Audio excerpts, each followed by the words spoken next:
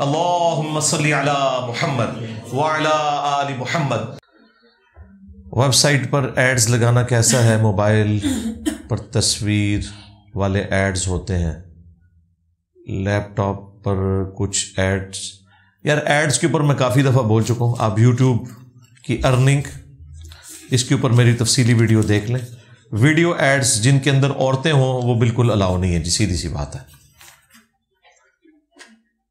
کیا ابن عباس اور احمد بن حنبل غائب میں فرشتوں اور جنوں کو پکارنے کے قائل تھے؟ اگر تھے تو یہ قرآن کی سورہ نمل کی خلاف ورزی ہے؟ بالکل ہی خلاف ورزی ہے۔ ہمیں تو کوئی روایت مجبور نہیں کرتی کہ کسی بھی بزرگ کی کوئی بیان کردہ کسی روایت کے اوپر ایسا عقیدہ گھڑا جائے۔ یہ جو ایک مشہور روایت بریلویوں کی طرف سے پیش کی جاتی ہے کہ اللہ کے بندو میری مدد کرو، اسی کو بنیاد بنایا ہمارے استاد غلام سو سعیدی صاحب نے۔ اس کے باوجود انہوں نے اینڈ پہ جا کے لکھا کہ یہ صرف جواز کی حد تک ہے، اللہ ہی کو پکارنا چاہیے۔ اس سے کوئی بزرگ بابوں کو پکارنا تو ثابت ہوتا نہیں ہے۔ اس کی وجہ یہ ہے کہ اس میں کسی مرے ہوئے بزرگ کو جو دنیا سے جا چکا ہے بائی نیم تو مخاطب نہیں کیا گیا، ورنہ تو حدیث میں ہوتا کہ نبی علیہ السلام بھی غزوہ خیبر میں جاتے وقت پہلے امیر حمزہ کو پکارتے رہے اور پھر قبر سے ان کو نکالا اور ساتھ لے آئے۔ نہیں، خیبر کے موقع پر مولا علی علیہ السلام رسول اللہ کے ساتھ تھے صلی اللہ علیہ وآلہ وسلم، تو ان کی ڈیوٹی لگائی اور خود وہ آشوب چشم کے اندر مبتلا تھے۔ سب سے پہلے تو نبی علیہ السلام نے اپنا لعاب دہن ان کی آنکھوں میں لگایا اور ان کی آنکھیں اس قابل ہوئی کہ وہ جنگ میں جا سکے۔ پھر نبی علیہ السلام نے ان کو روانہ کیا اور اللہ تعالیٰ نے ان کے ہاتھوں کے اوپر خیبر فتح کیا۔ یہ تفصیل کے ساتھ موجود ہے مسلم شریف میں، پورا قتل مرب والا واقعہ بھی بخاری مسلم میں بھی آئی ہے، یہ حضرت علی کی فضیلت۔ نبی علیہ السلام نے تو کسی بھی فرشتے کو مدد کے لیے نہیں پکارا۔ تو اس طرح کی جتنی روایتیں ہیں اصول محدثین پہ اگر کوئی انہیں حسن درجے پہ بھی مانے، ہمیں کوئی بات مجبور نہیں کرتی کہ ہم قرآن حکیم بخاری مسلم کے مقابلے پہ اس طرح کی روایتوں کو لے کے، اور وہ بھی ان سے جو رزلٹ نکل رہا ہے وہ نہیں، اس سے کئی صفر ایڈ کر کے زیادہ کوئی اس کا رزلٹ بنانے کی کوشش کریں۔ یہ نیچرل چیز ہے۔ آپ کسی جنگل میں ہو، کسی بھی شہر میں جائیں اور آپ کی سواری آپ سے بھاگ جائے، جس طرح آپ کوئی قربانی کا بیل لے کر آ رہے تھے اور وہ چھوٹ کے بھاگ گیا، تو ظاہر آپ یہی کہیں گے اللہ کے بندوں میری مدد کرو، چیخیں گے، پکاریں گے، تاکہ جو آگے لوگ ہیں جن کے پاس ابھی وہ بیل نہیں پہنچا ہوا وہ اسے روکنے کی کوشش کریں یا اس کی رسی پکڑنے کی کوشش کریں۔ تو ایک نیچرل چیز ہے۔ باقی بعض روایتوں میں جو اس طرح آیا کہ کچھ اللہ تعالیٰ کی طرف سے فرشتے مقرر ہوتے ہیں اور وہ اس طرح کے جنگلات میں یا بیابان جگہوں کے اوپر کوئی انسان کو ہیلپ آؤٹ کر سکتے ہیں، تو فرشتے بھی کوئی مرے ہوئے نہیں ہیں، قبروں میں نہیں ہیں، اور اس میں تو موجود ہے کہ وہ سامنے موجود ہوتے ہیں، اور ضروری بھی نہیں کہ ہر جگہ بھی موجود ہوں، وہ تو ہمیں نہیں پتا۔ تو آپ نے اگر دعا کے طور پہ ایسی کوئی بات کرنی ہے تو آپ بس یہی کریں، اللہ کے بندوں میری مدد کرو، اللہ کے بندوں میری مدد کرو۔ اس سے یہ کیسے ثابت ہو گیا کہ بری بری سرکار بری کھوٹی قسمت کر دے ہری؟ یہ تو نہیں اس میں لکھا ہوا۔ یا معین الدین چشتی پار لگا دے کشتی، یا بہاول حق بیڑا تک، یہ تو نہیں لکھا ہوا اس میں۔ اسپیسیفکلی کسی بندے کو تو نہیں پکارا ہوا، کسی جن کو، کسی فرشتے کو، کسی پیغمبر کو، کسی بزرگ کو تو نہیں اس میں پکارا ہوا۔ تو یہ ایک نیچرل سٹائل تو یہی ہے کہ آپ کسی بیابان میں چلے جائیں۔ ابھی بھی یہ جب گورے جاتے ہیں ڈسکوری چینل اور نیشنل جغرافک پہ دیکھیں، جو لوگ سفر کر رہے ہوتے ہیں اور وہاں ان کو کوئی پرابلم آتی ہے تو وہ اونچی آواز میں پکارتے ہیں کہ کوئی ہمیں سن رہا ہے، کوئی یہاں موجود ہے۔ کئی بار ایئر کریشز ہوئے ہیں، کوئی بندے بچ گئے ہیں تو انہوں نے آوازیں لگائی ہیں، کوئی نہ کوئی قریب سے کوئی بستی سے بندہ آ گیا۔ یہ نیچرل پروسیس ہے، اسی طریقے سے ہوگا۔ آپ کسی کھنڈر میں چلے جائیں، کسی ویران جگہ پہ چلے جائیں جہاں کوئی بندہ آپ کو نظر نہ آ رہا ہو، تو ظاہر آپ یہ کہیں گے کہ کوئی اللہ کا بندہ ہے جو میری مدد کرے، یا اس مسئلے میں میں راستہ بھٹک گیا ہوں۔ تو یہ 911 والا ہی معاملہ ہے۔ باقی اگر آپ اس سے یہ کوئی رزلٹ نکالتا ہے کہ آپ نے بزرگوں کو مدد کے لیے پکارنا شروع کر دینا ہے، تو بھائی یہ تو دور کی کتابوں کی بات ہو رہی ہے۔ بخاری مسلم میں تو یہ لکھا ہوا ہے کہ نبی الاسلام کے 70 صحابہ کو جب دھوکے سے شہید کیا گیا تو شہید ہوتے وقت انہوں نے اللہ کے حضور دعا کی، اے اللہ ہمارے نبی کو ہمارے حال کی خبر کر دینا۔ انہوں نے تو نہیں کہا کہ اے اللہ کے بندوں میری مدد کرو، یا رسول اللہ میری مدد کرے، نہیں، اے اللہ ہمارے نبی کو ہمارے حال کی خبر کر دینا، ہم نے ان کا دین نہیں چھوڑا، ہم اپنے رب سے مل رہے ہیں اس حال میں کہ ہمارا رب ہم سے راضی اور ہم اپنے رب سے راضی۔ بخاری کے الفاظ ہیں، حضرت جبرائیل علیہ السلام حضور کے پاس حاضر ہوئے، یہ حدیث مسلم میں بھی موجود ہے، اور انہوں نے کہا کہ آپ کے صحابہ کو دھوکے سے شہید کیا گیا، اور ان کے جو سربراہ تھے عاصم بن ثابت انصاری، انہوں نے شہید ہوتے وقت یہ دعا کی تھی، تو اللہ تعالیٰ کی طرف سے ان کا پیغام میں آپ کے پاس لے کر آیا ہوں۔ اس ایک حدیث نے 3 عقیدے کلیئر کر دیے۔ نمبر 1، صحابہ کرام کا یہ عقیدہ تھا کہ اللہ ہمارے نبی کو ہمارے حال کی خبر کرے گا، اور اس وقت کی بات ہو رہی ہے جب نبی الاسلام ابھی دنیا میں موجود ہیں، قبر اطہر میں نہیں گئے ہیں۔ یہ ہمیں کہتے ہیں نا جی قبر مبارک میں سب کچھ دیکھ رہے ہیں، بھائی جب باہر تھے نا اس وقت بھی وہی کچھ دیکھتے تھے جو اللہ دکھاتا تھا۔ جس طرح غزوہ موتا کے موقع پر بخاری میں آتا ہے نبی الاسلام نے مدینہ شریف میں بیٹھ کے سینکڑوں کلومیٹر دور کا منظر اللہ نے آپ کو دکھایا، آپ نے کہا کہ میرے زید کو شہید کر دیا گیا، میرے عبداللہ کو شہید کر دیا گیا، میرے جعفر کو شہید کر دیا گیا، اور اب مسلمان اللہ کی تلواروں میں سے ایک تلوار کے اوپر متفق ہوئے ہیں، مجھے اللہ سے امید ہے کہ ان کے ہاتھوں پہ اللہ تعالیٰ فتح دے گا، خالد بن ولید۔ اور وہ فتح یہی ہوئی تھی کہ بس وہ اپنی فوج کو بچا کے ریٹریٹ کر کے آگے تھے، ظاہر ہے وہ سامنے سے 2 لاکھ کی فوج آ گئی تھی۔ یہ آپ کو بتاتے ہیں یہ 2 لاکھ کی فوج کے مقابلے میں خالد بن ولید کے پاس چند ہزار صحابہ تھے۔ آگے نہیں بتا کہ آگے ہوا کیا تھا، لڑے نہیں تھے، وہ ریٹریٹ کر کے واپس آئے تھے، اور پھر اس کو ریبٹل کرنے کے لیے غزوہ تبوک ہوئی تھی، نبی علیہ السلام پھر بنفس نفیس خود تشریف لے گئے اگلے سال۔ وہ جو خالد بن ولید بچا کے لائے تھے نا اپنی فوج اور جنگ ادھوری چھوڑ آئے تھے، اسی کمپلیشن کے لیے گئے، اور پھر رومن امپائر بھاگ گئی تھی عرب کے بارڈر سے۔ تو اس حدیث میں یہ بھی کلیئر ہو گیا کہ صحابہ کرام کا کیا عقیدہ تھا کہ اللہ سے ہم نے کہنا ہے وہ پہنچائے گا، تو عقیدہ حاضر و ناظر تو کلیئر ہو گیا۔ ان کا یہ عقیدہ نہیں تھا کہ نبی الاسلام یہاں پہ موجود ہیں یا وہاں پہ بیٹھ کے ہمیں دیکھ رہے ہیں اس وقت۔ دوسرا، علم غیب کا عقیدہ کلیئر ہو گیا۔ ان کا یہ عقیدہ نہیں تھا کہ نبی الاسلام ہر وقت ہر چیز کو جانتے ہیں، انہیں یہ پتا تھا کہ جو اللہ بتائے گا۔ اور تیسرا، استمداد کا، استعانت کا عقیدہ بھی کلیئر ہو گیا۔ انہوں نے یا رسول اللہ مدد نہیں کہا، بلکہ اللہ سے کہا کہ اے اللہ تو ہمارے نبی کو ہمارے حال کی خبر کر دے۔ تو یہ عقیدہ بالکل کلیئر ہے۔ مزید تفصیل اگر آپ کو چاہیے تو توحید سے متعلق 10 دھوکے، یہ میری ویڈیو دیکھ لیں، اور دعا صرف اللہ ہی سے، یہ ویڈیو دیکھ لیں، اور کافی ساری ویڈیوز ہیں جن میں میں نے اس طرح کے معاملات کو ایڈریس کیا ہے۔ نوزائیدہ بچہ وفات کے بعد ماں باپ کی بخشش کا ذریعہ بن سکتا ہے؟ جی بن سکتا ہے۔ اس طرح کے جتنے بچے ہیں ظاہر ہے وہ ماں باپ کو اللہ تعالیٰ نے ایک آزمائش میں مبتلا کیا ہے نا۔ تو بخاری مسلم میں حدیث ہے کہ مسلمان کو کوئی بھی دکھ، درد، اندیشہ پہنچے، حتیٰ کہ اس کے پاؤں میں کوئی کانٹا بھی چبھ جائے، تو اللہ تعالیٰ اس کے بدلے اس کے گناہوں کی مغفرت فرماتا ہے۔ اور اسپیسیفکلی یہ تو جو حضرت ابو ہریرہ سے دعا تعلیقاً امام بخاری نے روایت کی ہے بچے کی میت کے اوپر، اس میں تو الفاظ موجود ہیں کہ اے اللہ اس کو ہمارے لیے شفاعت کا ذریعہ بنانا۔ تو چھوٹے بچے شفاعت کریں گے انشاءاللہ، کیوں نہیں۔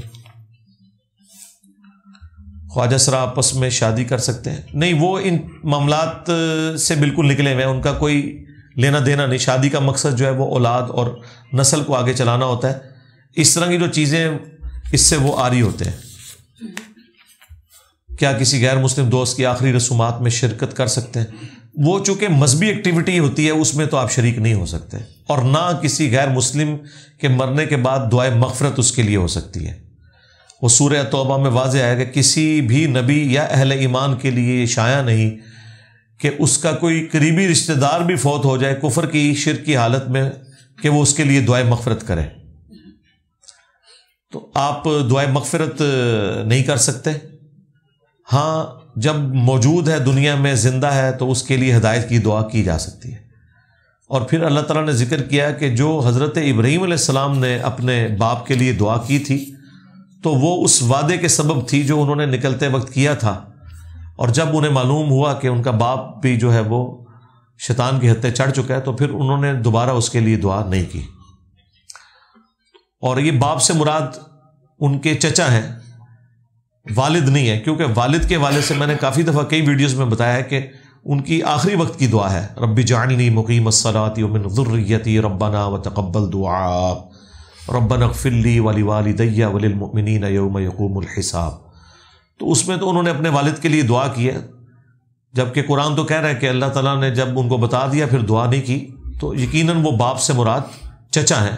عربی زبان میں چچا کے لیے بھی باپ کا ابھی کا لفظ استعمال ہوتا ہے، لیکن والد جو ہوتا ہے نا، وہ جو بیگوٹن اولاد ہے نا جس مرد سے، اس کی طرف منسوب ہوتا ہے، تو والد کا لفظ تو نہیں آتا، ابھی کا لفظ آیا ہے۔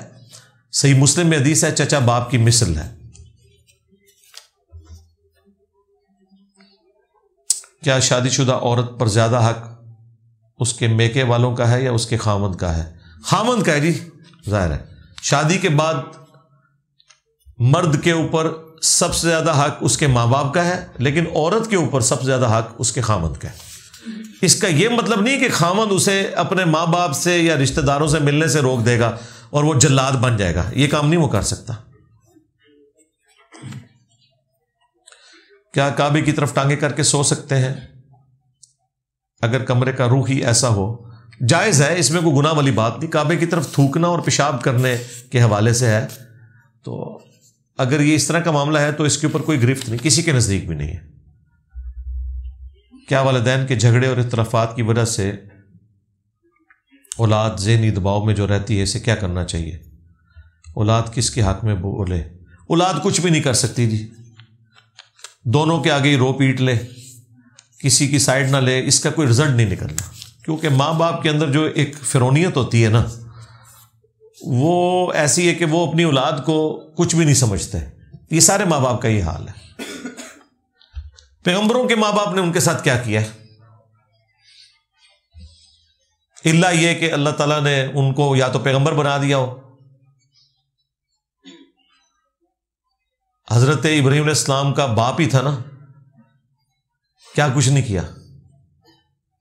وہ جو ٹیکنیکل بحث ہے والد اور چچا والی چھوڑ دیں، چچا ہی ہو، قرآن نے تو اسے باپ ذکر کیا ہے نا، کہا کہ تجھے سنسار کروا دوں گا، تو چچا یا باپ یہ حرکت کرے اپنی اولاد کے ساتھ، تو یہ سب کچھ ہوتا ہے۔ تو بہتر یہ کہ آپ خاموشی اختیار کریں یا دونوں کے سامنے روئیں اور دونوں کو کہیں کہ جی یہ آپ لڑائی جھگڑا ختم کریں۔ باقی اگر آپ منصف بننے کی کوشش کریں گے تو وہ تو کبھی نہیں ماننا، ان کی ایگو ہی بہت ہوتی ہے ماں باپ کی، وہ اولاد کی صحیح بات کو بھی نہیں ماننے کے لیے تیار ہوتے ہیں، کیونکہ وہ سمجھتے ہیں کہ یہ ہمارے بچے ہیں۔ بچہ پی ایچ ڈی ہو اور باپ نالائق ان پڑھ جاہل ہو نا، وہ اپنے آپ کو اس سے بڑا فلاسفر سمجھ رہا ہوتا ہے، وہ نہیں اس سے باہر نکلتا، یہ نیچرل چیز ہے۔ کیا اسلام میں موسیقی حلال ہے یا حرام؟ جی موسیقی سے بچ جائیں آپ، جو خوشی کے موقع کے اوپر جتنا ہے اس کے لیے میوزک والی میری تفصیلی ویڈیو دیکھ لیں۔ نبی علیہ السلام ابن عباس کے خواب میں آئے تو کچھ لوگ اس سے حاضر و ناظر کا عقیدہ ثابت کرتے ہیں۔ نہیں جی، کوئی حاضر و ناظر کا عقیدہ ثابت نہیں ہوتا اس سے۔ وہ خواب میں جو نبی علیہ السلام کو دکھایا گیا تو نبی علیہ السلام فزیکلی تو وہاں موجود نہیں تھے۔ یہ کس کا عقیدہ ہے کہ نبی علیہ السلام فزیکلی وہاں موجود تھے؟ بالکل ایسا نہیں ہے۔ حاضر و ناظر تو میں نے آپ کو بتا ہی دیا ہے ابھی۔ نبی علیہ السلام جب دنیا میں موجود تھے اس وقت صحابہ کا یہ عقیدہ نہیں تھا کہ آپ ہمیں دیکھ رہے ہیں۔ بخاری مسلم میں آیا 70 صحابہ کو جب دھوکے سے شہید کیا گیا تو انہوں نے کہا اے اللہ ہمارے نبی کو ہمارے حال کی خبر کرتے ہیں۔ تو خواب کے معاملے میں ایسا نہیں ہوتا۔ خواب میں تو آپ جو ایک دوسرے کو دیکھتے ہیں، جس کو آپ نے خواب میں دیکھا ہے اسے ذرا صبح اٹھ کے پوچھیں کہ بھئی تم رات کو میرے خواب میں آئے تھے، تمہیں پتا ہے؟ اس کو تو نہیں پتا ہوگا۔ ہاں یہ ذہن میں رکھیے گا، نبی علیہ السلام اگر کسی کو خواب میں آتے ہیں تو یہ ضروری نہیں کہ نبی علیہ السلام کو بھی پتا ہو کہ میں کسی کے خواب میں گیا ہوں۔ یہ اللہ تعالیٰ خواب دکھاتا ہے، یہ ذہن میں رکھیے گا۔ یہ ڈپارٹمنٹ ہی الگ ہے، یہ الگ سے ایک دنیا ہے جس کا اس سے کوئی تعلق نہیں ہے۔ نبی علیہ السلام مطلب قبر مبارک سے تو نہیں باہر نکلیں گے اور جا کے وہاں پہ کربلا میں موجود ہوں گے، نہیں۔ یہ ایک سمبولک اللہ تعالیٰ نے دکھایا کہ نبی علیہ السلام کی اولاد کے ساتھ جو کچھ کیا گیا اس کی وجہ سے نبی علیہ السلام کا دل دکھا ہے، بس دیٹس آل۔ اللہ تعالیٰ نے نبی علیہ السلام کو وفات کے بعد اس تکلیف میں مبتلا کرنا ہے کہ زندگی میں وہ غم جھیلتے رہے اور اب وفات کے بعد انہیں کہا جائے کہ آ جائیں جی اب آپ کے نواسے کی قتل کی باری آ گئی ہے تو آپ کو لائیو منظر دکھاتے ہیں، آ جائیں آپ کربلا کے اندر. اس سے بڑی کیا گستاخی ہو سکتی ہے کہ آپ یہ عقیدہ منسوب کر دیں؟ اللہ نے اپنے نبی کو تکلیف دینی ہے. نماز میں رکوع اور اٹھتے وقت اگر رفع الیدین کرنا بھول جائے تو کیا کریں؟ ٹھیک ہے، بھول گئے تو کوئی مسئلہ نہیں ہے، جان بوجھ کے نہ چھوڑیں. سیدہ صاحب نہیں اس پہ بنے گا. میرا نام امت رسول ہے، شرن امت رسول نام رکھنا کیسا ہے؟ بھائی اب رکھا گیا، مطلب کوئی اس کا معنی تو غلط نہیں، امت تو سارے ہی ہیں ہم، لیکن یہ کوئی نام تو نہیں تھا، اسم تو نہیں تھا، تو غلام رسول رکھ لیں. باقی شرعی طور پہ اس نام میں کوئی مسئلہ نہیں ہے. اگر ایک بندہ مشرک یا بدعتی ہے تو اس کے پیچھے نماز ہو جاتی ہے، حدیث یا قرآن کے روح سے وضاحت کریں. بھئی آپ کی مرضی، آپ نے پڑھنی ہے تو پڑھیں، نہیں پڑھنی نہ پڑھیں، ہم نے آپ کو کبھی روکا ہے؟ ہمارا موقف یہ ہے کہ جب تک آپ اسے کافر نہیں کہتے اس کے پیچھے نماز درست ہے. اس کی دلیل کیا ہے؟ تو میں نے یہ چونکہ سوال آلموسٹ ہر پبلک سیشن میں آتا ہے، تو شرک والے امام کے پیچھے نماز پڑھنا، وہ آپ میری ویڈیو دیکھ لیں. وہابی کہتے ہیں کہ بریلوی مشرک ہیں، ان کے پیچھے نماز نہیں ہوتی. بریلوی کہتے ہیں وہابی گستاخ رسول ہے، ان کے پیچھے نماز نہیں ہوتی. ہم کہتے ہیں تم دونوں ٹھیک کہہ رہے ہو، ایسا ہی ہوگا، لیکن یہ ہے مسلمان ہے. جڑے بڑوں پہلے انہوں نے کافر کا وہ اعلانیہ آ کے، ٹھیک ہے فتووں میں تو انہوں نے کہا ہوا ہے بالکل، لیکن اعلانیہ کبھی ایک دوسرے کو کافر نہیں کہتے. نہ کسی مسجد میں لکھا ہوتا ہے کہ یہاں صرف بریلوی مسلمان آ سکتے ہیں اور دیوبندی کافروں کا اور وہابی کافروں کا آنا منع ہے، یہ نہیں لکھا ہوتا. تو نماز سب کے پیچھے درست ہے. دلیل کے لیے وہ ویڈیو دیکھیں. شرک والے امام کے پیچھے نماز پڑھنا. لوڈو کھیلنا کیسا ہے؟ حدیث میں جو بات آئی ہے وہ لوڈو کے بارے میں نہیں، وہ جو اس وقت دانے پھینکے جاتے تھے جوئے کے لیے، یہ اس کے اعتبار سے بات ہوئی ہے. تو لوڈو کے اوپر اگر جوا لگ رہا ہے تو لوڈو حرام ہوگی. کرکٹ کے اوپر جوا لگ رہا ہے، کرکٹ بھی حرام ہے. نیزہ بازی کے اوپر بھی اگر جوا لگ رہا ہے، حالانکہ یہ سنت ہے پریکٹس کے لیے، وہ بھی حرام ہو جائے گا. اصل میں جوا حرام ہے. فیس بک پر فلموں کی یا ڈراموں کی کلپس لگا کر پیسے کمانا نہ لگائیں جی، بچ جائیں. ڈرامہ نہ لاؤ، تو نہ لگے آتے باقیاں نہ. صلح حسن کی شرائط ابھی تک حدیث سے ثابت نہیں ہو پائی. چھوڑ دیں بھائی، آپ کا کیا لینا دینا صلح حسن کے ساتھ؟ اس ٹاپک کو چھوڑ دیں. آپ ثابت کریں گے یہ وہ لوگ ہیں جو 2812 کو نہیں مانتے، صلح حسن کو کہاں سے مانیں گے؟ یہ تو بات بہت آگے جا چکی ہے. یہ چیپٹر ہم کلوز کر چکے ہیں. جس نے نہیں ماننا نہ مانے، کوئی مسئلہ نہیں. کھڑے ہو کر کھانے پینے میں اختلاف کیوں ہے؟ کوئی اختلاف نہیں ہے جی، اب تو سارے متفق ہو چکے ہیں. پہلے تھا اختلاف، اب نہیں ہے. ہاں یہ بات ہے کہ کھڑے ہو کر کھانا پینا عمومی سنت نہیں ہے، اگرچہ جواز کی حد تک ہے، عمومی سنت نہیں. عمومی سنت یہ ہے کہ آپ بیٹھ کے کھانا پینا کریں گے. اس کے اوپر میری تفصیلی ویڈیو ریکارڈ ہے.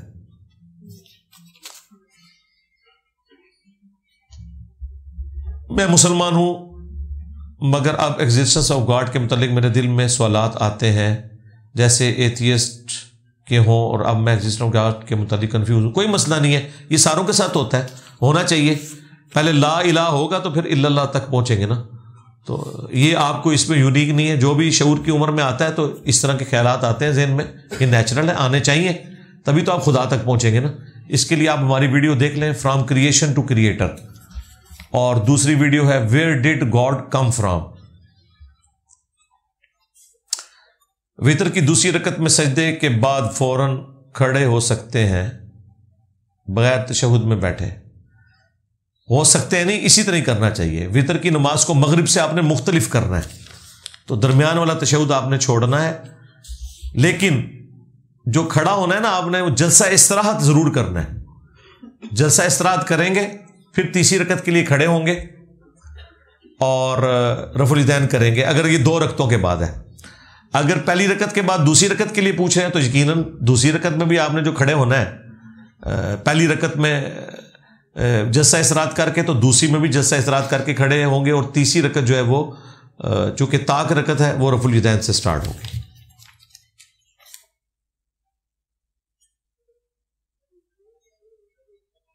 کیا موت کے بعد زندگی اٹرنل ہے؟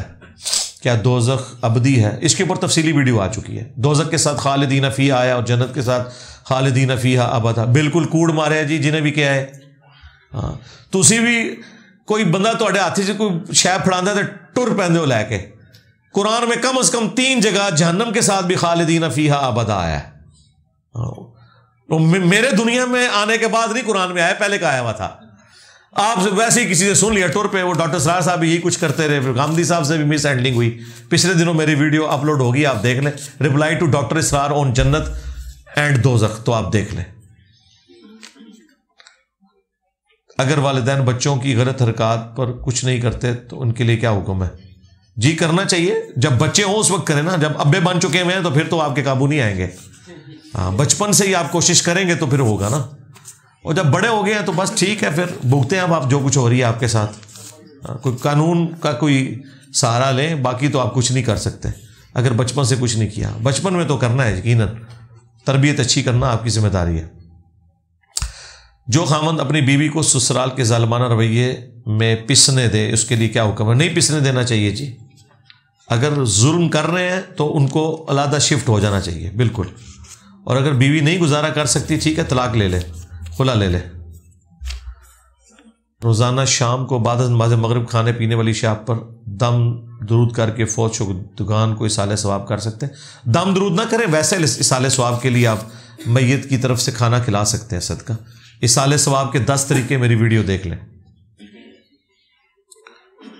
اگر بیوی بچے پردہ نہ کریں تو ہمارے ساتھ پوچھ ہوگی. جی ظاہر ہے آپ سے کیوں نہیں پوچھ ہوگی، لیکن آپ کا کام بتانا ہے. اگر اب نئی معاملات چل رہے تو پھر وہ خود اللہ کی بارگاہ میں ان کی پرسش ہوگی. یہ سٹارٹ سے کام دیکھا جاتا ہے نا، آخری وقت میں تو آگے کچھ نہیں کو کر سکتا. شیعہ نماز میں دعا عجیب طریقے سے کرتے ہیں اور سلام بھی عجیب طریقے سے. ٹھیک ہے، وہ عجیب طریقے بھی ثابت ہیں بھائی. آپ کا رفع الیدین کرنا حنفیوں کو عجیب طریقہ لگتا ہے، تو وہ تو سنیوں میں آپس میں بھی اس طرح چل رہا ہے. ٹھیک ہے، نماز ہو جاتی ہے. میری فیکٹری میں امام نماز میں قرآن غلط پڑھتا ہے، اسے بتایا بھی ہے، اب میری نماز ہوگی اس کے پیچھے کہ نہیں؟ دیکھیں اگر سورہ فاتحہ ٹھیک پڑھ رہے ہیں نا وہ، اور بعد میں کبھی کوئی کسی لفظ میں کوئی غلطی کر دیتا ہے تو نماز ہو جائے گی. تو آپ کسی بڑے کو بیچ میں انوالو کریں نا، فیکٹری آنر کو یا کسی اس طرح معاملے میں انوالو کریں. میں انسان نہیں بننا چاہتا تھا جبکہ مجھے انسان بنا دیا کہ میری مرضی پوچھے بغیر، تو کیا ہیومن رائٹس کے متضاد نہیں؟ جب آپ انسان ہی نہیں بننا چاہتے تو ہیومن رائٹس کیوں مانگ رہے ہیں آپ؟ ہیومن رائٹس تو ہیومن کے ہوتے ہیں نا. ٹھیک ہے، تو آپ اس طرح کریں، باپا جانی سے رابطہ کریں اور مدینے کے کتے بن جائیں آپ. اس طرح کے جتنے سوالات ہیں نا، ان کا جواب یہ ہے کہ فی الوقت تو ہم اس سسٹم میں ہیں ول آف گاڈ کی وجہ سے. جس طرح آپ کو کوئی سمندر کے کنارے دھکا دے دے تو ایک بندہ آپ کو کنارے پہ کھڑے ہو کے آواز لگا رہا ہے کہ بھائی ہاتھ پاؤں مارو، کنارے پہ پہنچ جاؤ گے. آپ کہ نہیں پہلے مجھے بتاؤ مجھے پھینکا کیوں ہے میری مرضی کے بغیر، میں ہاتھ پاؤں نہیں ماروں گا، تو بھائی آپ ڈوب جائیں گے. یہ وقت کا پیغمبر آپ کو آواز لگا رہا ہے کنارے پہ کھڑے ہو کر، آپ نے اس کی آواز پہ لبیک کہنا ہے. جب آپ کنارے لگ جائیں گے تو جنت میں جا کے پوچھ لیجئے گا. جنت میں کسی نے جا کے اللہ سے یہ نہیں پوچھنا کہ منو پیدا کیوں کیتا سیا. ہاں جب انعام سامنے آ جائے گا پھر سب کچھ انسان بھول جاتا ہے.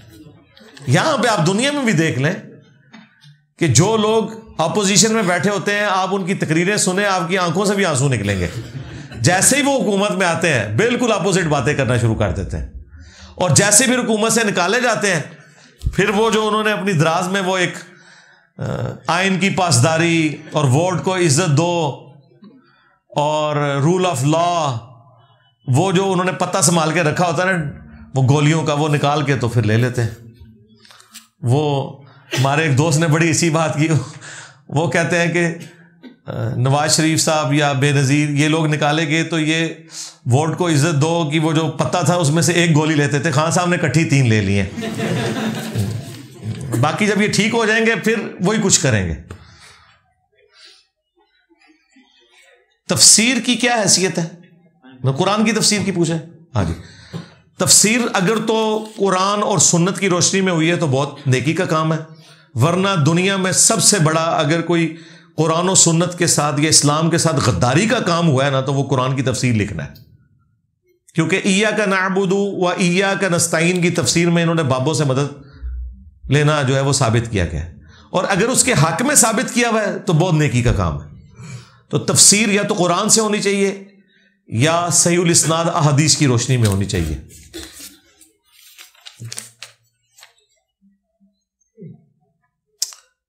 میرا ددیال سارا قادیانی ہے، ہم نماز میں کون سی دعا پڑھیں؟ ددیال ہے نا، آپ نے اپنے والد تو مسلمان ہی ہے نا، والد تو مسلمان ہے نا، نہیں والد کا تو کوئی نہیں لکھا ہوا،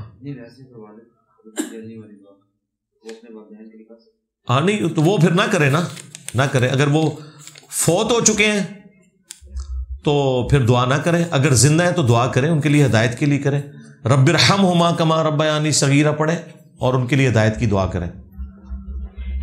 کیا عورت ساس اور نند کے پریشر سے پردہ چھوڑ سکتی ہے؟ نہیں، اس نے اپنے خامند کا پریشر لینا ہے کہ ان کو دیکھنا ہے، خامند کدھر بیچ میں سے نکل گیا؟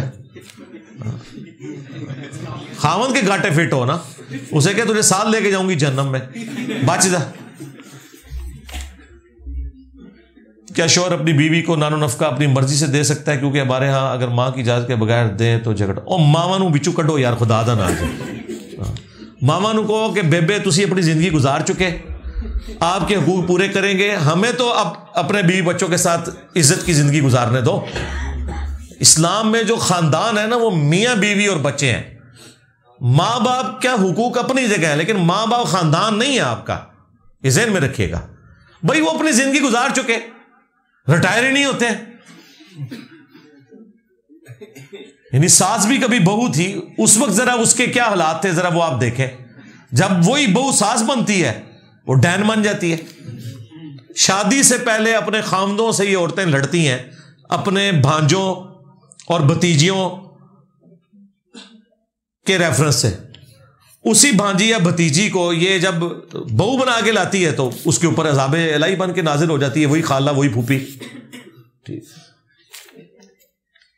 ماں باپ ساروں کو میرا مشورہ ہے، خدا کے لیے ریٹائر ہو جائیں اس سے پہلے کہ آپ کی اولاد آپ کو ریٹائر کر دیں۔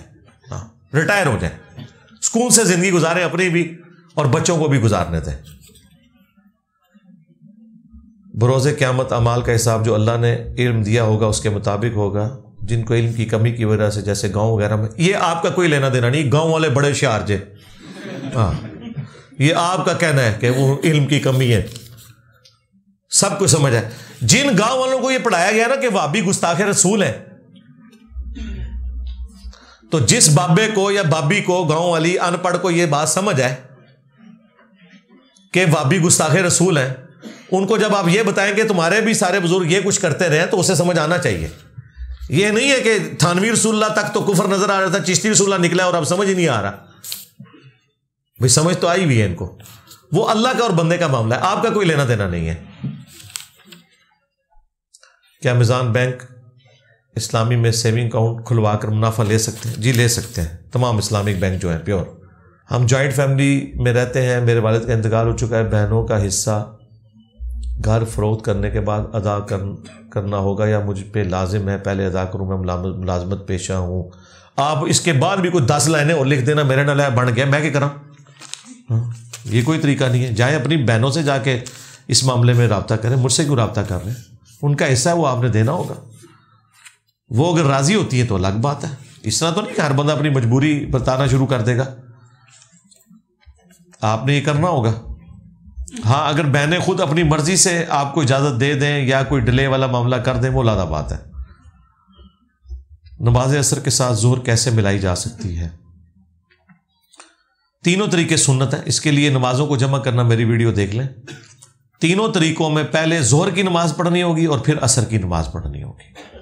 عصر کے ساتھ ظہر ملانی ہے تو پہلے ظہر پڑھیں پھر عصر پڑھیں، اور ظہر کے ساتھ عصر ملانی ہے پھر بھی پہلے ظہر پڑھیں گے پھر عصر پڑھیں گے۔ جمع تقدیم، جمع تاخیر اور جمع سوری، تینوں صورتوں میں۔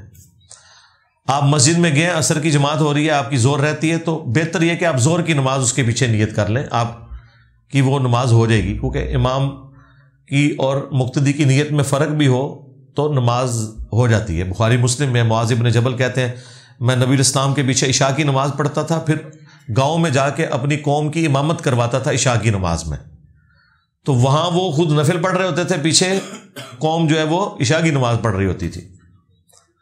تو اس طریقے سے البتہ اگر کوئی ترتیب نہیں بھی قائم کرتا کسی مجبوری کی وجہ سے، جیسے مغرب میں تو یہ مسئلہ بن جاتا ہے نا، عشاء والے کے پیچھے تو مغرب نہیں پڑھی جا سکتی. اگر آپ عشاء کے وقت مسجد میں پہنچے ہیں اور ابھی آپ کی مغرب رہتی ہے اور جماعت ہو رہی ہے تو ٹھیک ہے، آپ پھر عشاء کی نماز کے پیچھے پڑھ لیں، مغرب اس کے بعد پڑھ لیں. اگر نماز کا صحیح طریقہ معلوم ہونے کے باوجود ڈر یا شرم کے باعث آباء و اجداد کا طریقہ ہی جاری رکھیں تو یہ جائز ہوگا؟ بالکل ناجائز ہوگا جی. یہ شرم اور ڈر اگر آپ کو بتا دیا جائے کہ اگلا جمعہ آپ کی زندگی میں نہیں آنے والا تو یہ سب کچھ ختم ہو جائے گا. اور یہ تو میں نے بہت لمبا آپ کو ٹائم دے دیا ہے، اس کا بھی کوئی پتہ نہیں ہے، اگلے لمحے کا نہیں پتہ. تو جب تک یہ لوگ بریلوی ہوتے ہیں اس وقت تک ہر بندے کی گردن اتارنے کے لیے تیار بیٹھے ہوتے ہیں، اور وہی بریلوی جب کتاب و سنت پہ آتا ہے پھر وہ کہتا ہے جی منو ڈر لگ گیا. ان کو ڈر لگ گیا تنوں؟ ہاں، وہی حضرت ابوبکر والی بات جو انہوں نے حضرت عمر کو کہی تھی کہ جب تک تم کفر پہ تھے تو بڑے دلیر تھے اور اب منکرین زکوٰۃ اور ان کی باری آئی ہے تو تم بزدل ہو گئے ہو. چھوڑیں. جس طرح غدیر خم کے موقع پر حضرت علی علیہ السلام کا ہاتھ بلند کروا کر مولا کا لقب دیا، کیا مولا علی نے بھی اس طرح کسی کے لیے اعلان کیا تھا؟ نہیں جی، اس طرح کا کوئی ثابت نہیں ہے. کیا بخاری مسلم 100% اتھینٹک ہیں؟ جو متصل جتنی بھی اس میں احادیث ہیں نا نمبرنگ کے ساتھ، ان کے اوپر تو اتفاق ہے وہ اتھینٹک ہے. کسی حدیث کے بارے میں آپ نے اگر کوئی لکھا ہوتا تو میں جواب دے دیتا. صلح حسن پر آپ کا تفصیلی لیکچر نہیں ہے جیسے مولانا اسحاق وغیرہ کے، تو ٹھیک ہے مولانا اسحاق صاحب کے دیکھ لیں، کافی ہے. ہمارا تو مقدمہ ہی کچھ اور ہے نا، ہم تو صلح حسن کے بعد جو کچھ ہوتا رہے ہم تو وہ بتا رہے ہیں. یہ جو کچھ صلح حسن کے بعد امیر شام کے دور میں سنت کے ساتھ ہوا، مسلمانوں کے ساتھ ہوا، وہ یہ بتا رہا ہے کہ صلح حسن تو مر گئی، پھر وہ مار دی گئی، اور کربلا نے تو بالکل کلیئر کر دیا. برف سے وضو کرنے کا طریقہ جہاں پانی نہ ہو تو ٹھیک ہے، جس طرح آپ جہاں جہاں پانی ملنا ہے وہاں برف مل لیں، اور اگر برف ملنے میں اگر کسی کو بیماری بڑھنے کا اندیشہ ہے تو آپ تیمم کر لیں، مٹی اپنے ساتھ رکھیں. اگر کوئی شادی کرنا چاہتا ہے اور گھر والے نہیں مان رہے تو اس صورت میں کیا کریں جبکہ استطاعت بھی ہو؟ گھر والوں کو ہی راضی کریں، کیونکہ لا کے تو ان کے متھے ہی مارنا ہے نا آپ نے. ہاں، اور اگر آپ نے گھر والوں کے متھے نہیں مارنا، علیحدہ سے گھر لے کے اپنی بیوی کو رکھنا ہے تو ٹھیک ہے، جہاں آپ کرنا چاہتے ہیں شادی کر لیں. لیکن یہ بڑا ظلم ہے کہ آپ نے لا کے ان کے متھے مارنا ہے جو آپ کی کروانا نہیں چاہتے، تو وہ تو آپ کی بیوی کو جو ہے وہ جو کچھ کریں گے اس کے ساتھ، وہ تو آپ کی سوچ ہے، تو یہ ظلم نہ کریں. میں پولیس آفیسر ہوں، ڈیوٹی آورز میں آنے والی نماز نوافل سمیت پوری پڑھنی چاہیے، صرف فرض پڑھنے چاہیے؟ ڈیوٹی آورز میں صرف فرض ہی پڑھیں جی. اور اگر ڈیفائن ہے نا آپ کا کہ جی یہ 1 گھنٹے کا وقفہ ہے تو ٹھیک ہے، اس 1 گھنٹہ تو آپ کے پاس ہے، آپ جتنے مرضی نفل سنتیں پڑھیں. اور اگر آپ ڈیوٹی آورز میں نکل کے آئے ہیں، آپ کو نماز کی چھٹی نہیں ہوتی اور آپ صرف چھٹی اتنی اسی کام کے لیے کر کے آئے تو پھر آپ صرف فرض ہی پڑھیں. کشف اور الہام میں کیا فرق ہے؟ انسان کو اللہ کی طرف سے کوئی بات سمجھائی جا سکتی ہے؟ جی، اسے شرح صدر کہا جاتا ہے. اس کے اوپر میری تفصیلی ویڈیو دیکھ لیں، رپلائی ٹو ڈاکٹر اشرف جلالی ان کشف الہام. یہ کشف، الہام اور شرح صدر یہ 3 ٹرمنالوجیز ہیں. چوتھی چیز ایک خواب بھی ہے، لیکن جو چیز باقی ہے وہ خواب اور شرح صدر والا معاملہ ہے. آج کی ڈیٹ میں کشف الہام کوئی نہیں ہے.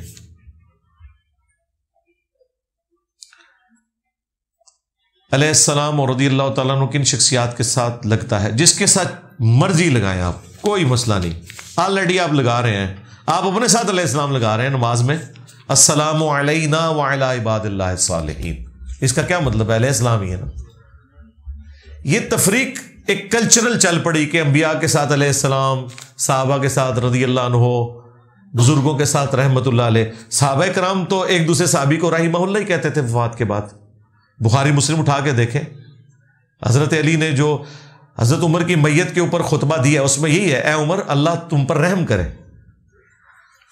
تو یہ دعائیہ کلمات ہیں، وہ کسی کو بھی آپ دے سکتے ہیں. یہ تفریق انہوں نے کی ہوئی. علماء دیوبند نے المہند میں اپنے علماء دیوبند کو رضی اللہ عنہم کہا ہوا ہے. بریلوی جو ہیں وہ شیخ عبد القادر جیلانی کو رضی اللہ تعالیٰ عنہ کہتے ہیں، ایون اعلیٰ حضرت کو رضی اللہ تعالیٰ عنہ کہتے ہیں. جائز ہے، کہہ سکتے ہیں. آپ کے رضی اللہ عنہ کہنے سے کسی نے بن نہیں جانا. نہ علیہ السلام سے ضروری نہیں کہ اس کے اوپر کوئی سلامتی نازل ہو جائے اگر اس کے اپنے اعمال ایسے نہیں. امام مسلم کے شاگرد نے جب صحیح مسلم لکھی ہے نا، تو 93 نمبر جو حدیث ہے نا، مقدمے کے فوراً بعد کتاب الایمان، اس کے اوپر پتہ کیا لکھا ہوا ہے؟ قال امام مسلم بن حجاج القشیری رضی اللہ تعالیٰ عنہ. اس کے اوپر میری بڑی تفصیلی ویڈیو ہے، رضی اللہ عنہ پہ دھوکہ. امام شافعی نے کتاب الام میں امام ابو حنیفہ کو رضی اللہ تعالیٰ عنہ لکھا ہوا ہے، حالانکہ وہ تبع تابعی ہیں، صحابی نہیں ہے. تو لکھ سکتے ہیں، دعائیں کلمات دے سکتے ہیں. اگر نماز کے دوران غلط وسوسے آئیں تو کوئی حل بتا دیں. حل یہ ہے کہ ان کی طرف آپ نے متوجہ ہی نہیں ہونا، ان وسوسوں کا جواب ہی نہیں دینا. آپ نے وہ کام کرنا ہے جو آپ کر رہے ہیں، اس سے بہتر کوئی حل ہی نہیں ہے. آپ صلی اللہ علیہ وآلہ وسلم اپنے استقبال میں کسی کو کھڑے ہونے کو ناپسند کرتے تھے، لیکن جب آپ مدینے گئے تو لوگوں نے چھتوں پر چڑھ کر استقبال کیا. ہاں جی، وہ تو ایک ایونٹ تھا، اور ظاہر ہے وہ نبی الاسلام پہلی دفعہ جا رہے تھے، ابھی ان کو آپ نے نارمز تو نہیں سکھائی ہوئی تھی، تو وہ آپ کا استقبال انہوں نے کیا. باقی جب مدینہ شریف میں آپ علیہ السلام نے لوگوں کی تربیت کی، اسٹیبلٹی آ گئی، تو پھر یہ معاملہ ہوا. وہ تو کئی صحابہ شراب بھی پیتے تھے، سود بھی کھاتے رہے، بعد میں نبی الاسلام نے جب منع کیا تو منع ہو گئے. تو اس طرح جو ٹرانزیشن پیریڈ میں جو چیزیں ہوتی ہیں نا، ان کو آپ دلیل نہیں بنا سکتے پرماننٹلی کسی معاملے کے لیے. وہ ٹرانزیشن پیریڈ تھا. جس طرح صحیح مسلم حدیث ہے، میں نے تمہیں قبروں پہ جانے سے منع کر دیا تھا، اب میں تمہیں حکم دیتا ہوں قبروں پہ جاؤ تاکہ آخرت کی یاد آئے. یہ موت کی یاد دلاتی ہیں. تو منع کیا تھا نا، اب آپ کہیں جی پہلے منع کیا تھا تو اب کیوں حکم دیا ہے؟ تو ناسخ و منسوخ والا معاملہ بھی ہوتا ہے، پھر تربیت والا معاملہ بھی ہوتا ہے. کیا بیرون ملک میں کاروبار کے لیے بینک سے قرضہ لینا جائز ہے؟ اسلامک بینک اگر آپ کو قرضہ دے تو آپ لے لیں، باقی تو سارے سودی کام کر رہے ہیں. ریٹائرمنٹ کے بعد جی پی ایف کی رقم لینا چاہیے؟ بالکل لینا چاہیے، لیکن جی پی ایف کے اوپر جو سود لگا ہوا ہے نا، وہ آپ نے استعمال نہیں کرنا. وہ بغیر ثواب کے نیت کے کسی فلاحی کام میں لگا دیں، وہ حرام ہے. جو لوگ یورپ میں دکانوں پر شراب اور ناپاک گوشت کا کاروبار کرتے ہیں، کیا ان کا رزق حلال ہے؟ ظاہر ہے جی یہ حلال تو نہیں ہے، حرام ہی ہے، لیکن حلال اور حرام مکس ہوا ہے، تو بچنا چاہیے اس کام سے. بالکل. میں نے سعودی عرب میں دیکھا ہے کہ جب بھی مسجد میں داخل ہوتے ہیں تو 2 رکعت نفل ادا کیے جاتے ہیں، پھر سنت نماز، پھر فرض، جبکہ پاکستان میں ایسا نہیں ہوتا.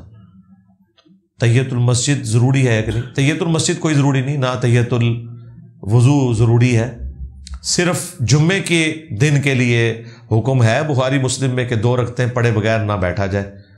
جب خطیب جو ہے وہ خطبہ دے رہا ہے اس دوران بھی آپ نے پڑھنی ہے، آگے پیچھے. ظاہر نفلی عبادت ہے. تو سعودی عرب میں تو ظاہر ہے وہ ایک ٹریڈیشنل ان کی چیزیں چل رہی ہیں کچھ، تو پڑھیں تو بہت اچھی بات ہے، لیکن یہ کوئی واجب نہیں ہے. سعودی عرب میں تو مغرب سے پہلے بھی 2 رکعتیں پڑھی جاتی ہیں، یہاں صرف پہلے حدیث پڑھتے ہیں، تو وہ غیر موقدہ ہیں. نبی علیہ السلام نے ان پہ کوئی سختی نہیں فرمائی دی. سورۃ الانفال میں آتا ہے کہ جنگ میں ایک مومن 10 کافروں پر بھاری ہے، لیکن آپ کے بقول دنیا کو اللہ تعالیٰ نے اسباب کے ساتھ جوڑا ہے. جی میرے بقول نہیں، اللہ کے بقول بھی. سورۃ الانفال آپ نے بس یہی جملہ اٹھایا اس میں سے. سورۃ الانفال میں یہ بھی لکھا ہوا ہے کہ اپنے جنگی جو آلات ہیں انہیں تیار رکھو، پلے ہوئے گھوڑے تیار رکھو اور آلات جنگ، یہ بھی تو لکھا ہوا ہے نا. تو سورۃ الانفال پوری پڑھے نا، آپ نے آدھی پڑھ لی ہے. یہ میں نے تو نہیں کہا دنیا کو اسباب کے ساتھ جوڑا ہوا ہے، یہ اللہ نے ہی بتایا ہوا ہے دنیا کو اسباب کے ساتھ جوڑا ہوا ہے. بخاری مسلم میں حدیث ہے طاقت پھینکے ہوئے ہتھیاروں میں ہے. نبی علیہ السلام تیر اندازی سکھایا کرتے تھے صحابہ کرام کو کہ طاقت اس میں ہے، کیونکہ تلوار جو ہے وہ تو جب آپ قریب پہنچیں گے تو لڑیں گے نا. اگر آپ کو کوئی قریب ہی نہ آنے دے اور دور سے تیر مار کے مار دے تو پھر کیا کریں گے، جس طرح آج کل میزائل والا معاملہ ہے.